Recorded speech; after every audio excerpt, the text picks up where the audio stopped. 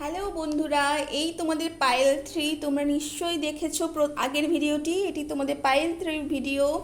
তো এটা তোমাদের সেক্রেট। তোমরা যারা ডিভাইনের সাথে কানেক্ট করতে পারছিলে না তারা এই মাসে কিন্তু তোমরা ডিভাইনের সাথে অবশ্যই আছো। ডিভাইন ব্লেসিংস তোমাদের আছে। তোমরা একটা অল্টার বা কোনো নিজের স্পেস ক্রিয়েট করো এবং সেখান থেকে অবশ্যই তোমরা ডিভাইনের সাথে কিছু সময় কাটাও, নিজেদের মেডিটেশন করো, অবশ্যই সেটা খুব ভালো হবে। তোমরা এই সময় জগন্নাথ দেবের দর্শন করতে যাও। তোমরা কোথাও বাইরে কোথাও ঘুরতে যাওয়া তোমাদের চান্স আছে। তোমাদের ব্যালেন্স যেটা পাচ্ছিলে না সেই ব্যালেন্স তোমাদের এই মাসে অবশ্যই আসছে। এবং অবশ্যই তোমরা কিন্তু নিজেদের যে বন্ডেজ ছিল তার থেকে বেরোচ্ছ। কিন্তু এই মাসে তোমরা কিন্তু অনেক কিছু তোমাদের ঘটছে।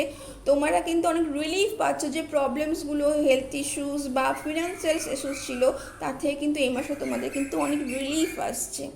তো দেখে নাও বন্ধুরা আর কি আছে।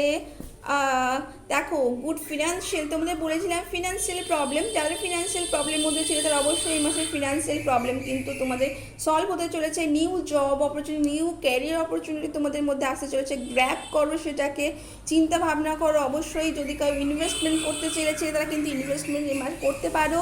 ইনভেস্টমেন্ট কিন্তু তোমাদের এবারে ফ্রুটফুল হতে চলেছে। লাভ লাইফ যদি কেউ চাইছিলে এই মাসে একটু সেটা কন্ট্রোল করো।